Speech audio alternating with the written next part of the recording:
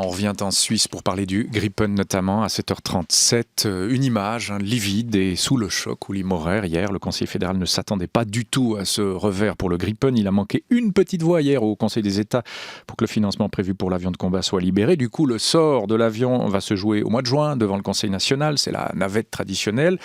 Très compliqué, décidément, on se dit, en Suisse, d'acheter un nouvel avion. On l'a vu à l'époque avec les Mirage dans les années 60. On l'a vu avec les FA-18 au début des années 90. Faut-il aussi voir dans ce vote une marque de défiance à l'égard de l'homme, à l'égard d'Uli Maurer, ou plus généralement à l'égard de l'armée suisse? On va parler de tout ça avec l'ancien chef de l'armée suisse de 2004 à 2007, Christophe Kekes. Bonjour. Bonjour. Et merci beaucoup d'être avec nous ce matin à Lausanne jusqu'à 8h. D'abord ce vote à une toute petite voix, on l'a dit, Uli Maurer, très marqué par l'événement. Peu de monde s'attendait à ce résultat. Et vous, surpris aussi? Ah oui, totalement surpris et infiniment déçu. C'était une double gifle à l'armée, c'est une double gifle aux 200 000 soldats, citoyens soldats qui servent ce pays. Et venant des États, c'est particulièrement étonnant parce que les États, traditionnellement, c'est quand même une chambre qui est un petit peu plus proche des institutions, plus proche de l'armée. Et ça, c'est vraiment une toute grosse surprise. J'essaye encore de la comprendre. J'allais vous poser la question, quelle explication?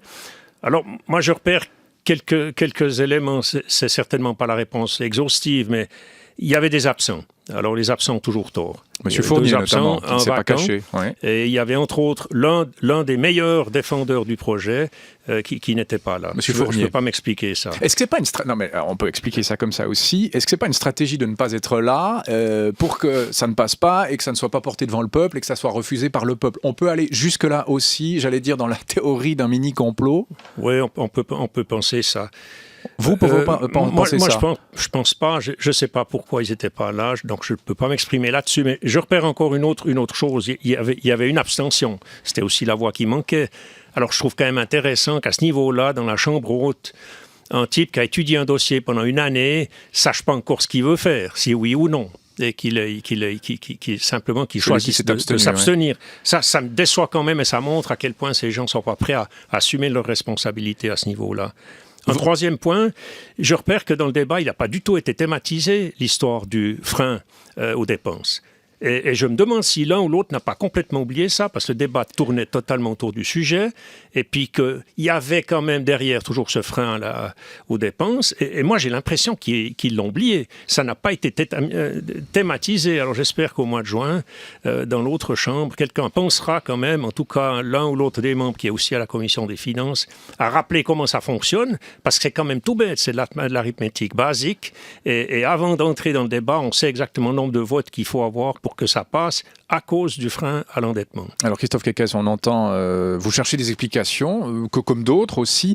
Hier, devant les États, Uli Maurer a affirmé à 2 reprises qu'il lui était impossible de connaître dans tous les détails le contrat signé avec la Suède parce que c'était trop compliqué et surtout parce que ce contrat était écrit en anglais. Dans Forum hier, nous avons face à ça la réaction du conseiller d'État PDC fribourgeois Urs Waller. On va réécouter les propos d'Urs Waller et on réagit ensuite. En tout cas, disons, il ne fallait pas dire qu'il n'avait pas nécessairement lu, voire étudié tous les détails du dossier. On parle quand même d'un montant qui dépasse les 3 milliards. Nous parlons de 22 avions. Et à mon avis, ça ne va pas. Après avoir tergiversé, on ne peut pas le dire autrement, pendant 3 ans sur cette question. Voilà, alors Urs Waller assez choqué par Uli Maurer qui dit « j'ai pas tout lu parce que c'est trop compliqué, trop long et en anglais », il a tergiversé, etc. Il a raison, Urs Waller? Oui, il a tout à fait raison. Je pense que notre président de la Confédération n'était pas vraiment fit hier et n'était pas en pleine forme. Parce qu'au lieu de dire clairement et simplement que le besoin militaire était évident, qu'il avait disposé d'une équipe d'évaluation absolument au top, professionnelle, reconnue dans le monde entier, et lui ayant livré un dossier très robuste. Il a expliqué que le Conseil fédéral était surchargé, qu'il devait traiter 100 dossiers par semaine, qu'il recevait un contrat en anglais avec 19 annexes, et puis qu'il n'avait pas compris, mais qu'il s'était fait expliquer les parties intéressantes. Est-ce que c'est pas une stratégie quand même d'avouer comme ça des faiblesses? On a peine à comprendre, on ne peut pas avouer ainsi, quand on est conseiller fédéral, chef de l'armée et président de la Confédération, on ne peut pas avouer ainsi une faiblesse, à moins d'avoir une stratégie derrière la tête, non?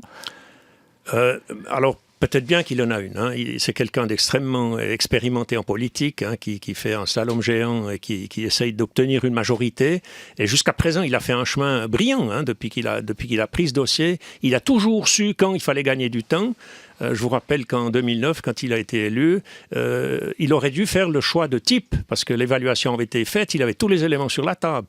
Et au lieu de prendre sa décision, qui était une décision extrêmement importante pour ce pays, il a refilé la patate chaude au Parlement. Il a dit il faut faire un rapport politique-sécurité d'abord, ensuite un rapport sur l'armée, etc. Donc il a vraiment la pêche pour toujours passer la patate chaude plus loin. Et maintenant, sa stratégie, elle est excellente parce qu'on sait qu'il veut finir devant le peuple. Et dans ce pays, c'est le peuple qui est finalement souverain. On a passé par là aussi pour le FA-18, mais ça va demander un immense travail d'information. Je suis sûr que le peuple, il va faire juste à la fin, mais ça va demander un effort gigantesque qu'on a déployé dans le premier semestre de l'année 1993. Et là, il faut arrêter de dire et de croire que ça va se passer tout bien, comme on a cru hier. Tout le monde pensait ça baigne, il n'y a aucun problème, mais la réalité démocratique, elle est autrement. Et devant le national, vous l'avez dit, a priori le national est moins favorable à l'avion de combat. On peut aussi imaginer que ce qui s'est passé hier aux États va servir d'électrochoc pour les conseils nationaux. Comment vous voyez les choses, Christophe Kekes? Alors moi je pense que ça a stimulé le débat et je pense qu'on a maintenant le temps, depuis le choc de hier jusqu'au mois de juin, de se reprendre, de n'avoir pas seulement les pieds sur terre comme horaire, mais aussi avoir la tête dans le futur de la Suisse, dans les 30 ou 40 prochaines années de ce pays et de l'importance de l'armée dans ce pays et de la sécurité en général. Mais justement, l'importance de l'armée, l'importance de la sécurité, le fond du problème. On a beaucoup parlé hier aux États du rôle de l'armée de l'air, de ses missions, de l'opportunité ou pas de collaborer avec nos voisins. On a l'impression qu'on ne sait pas encore vraiment ou plus vraiment ce qu'on attend de notre armée de l'air. Et là, c'est une question citoyenne. Vous ressentez ça aussi, finalement, le citoyen ne sait pas vraiment sur quoi il va voter, pour quels avions, quel type de collaboration, quel type de mission. On est un peu désemparé. Alors je pense bien que le citoyen moyen de ce pays est un peu désemparé parce qu'il est inondé d'informations sur toutes sortes de sujets qui sont tous aussi poignants les uns que les autres, mais je peux vous rassurer, on n'a jamais été aussi au clair que maintenant. On vient d'écrire un rapport de politique de sécurité, on vient de passer par différentes réformes et étapes de développement de l'armée. On a un rapport sur l'armée, on a un calendrier absolument précis des prestations de l'armée. Et on a eu une décision pas si vieille, où le Parlement a clairement dit il faut une armée de 100 000 hommes, il faut 5 milliards et il faut un avion, parce qu'une armée sans un toit dessus, elle n'a aucune chance de fonctionner. Et tout ça, ça a été dit, mais c'est des documents un peu lourds, je reconnais, c'est infiniment complexe et il faut vraiment être professionnel là-dedans. Et quand j'entends hier un Yenni qui démonte le projet, mais qui dit lui-même qu'il n'a pas lu le message, alors quand même quelqu'un de la haute chambre qui prend position négativement et qui est d'un parti de droite et qui avoue en même temps qu'il n'a pas lu le message, vous voyez, ça me choque vraiment. Mais au fond, ils n'ont pas envie de cet avion, c'est ça que ça signifie. Ils ont peur de leur responsabilité, c'est aussi simple que ça.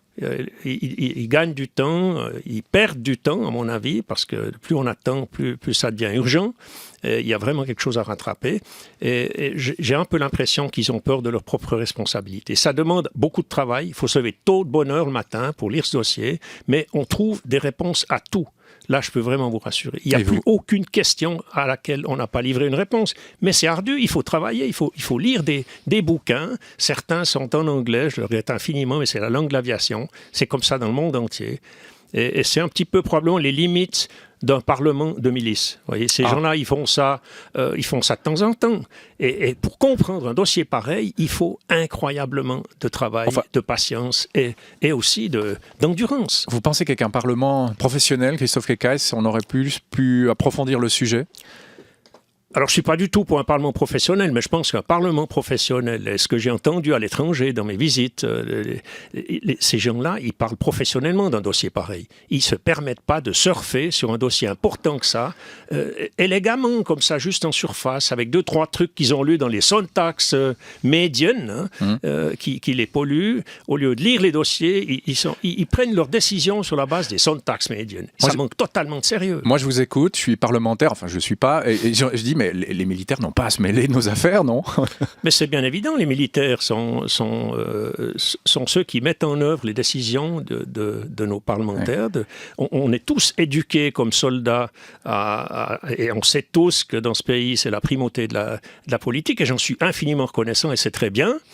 Mais vous m'avez aussi donné la chance de m'exprimer maintenant comme citoyen.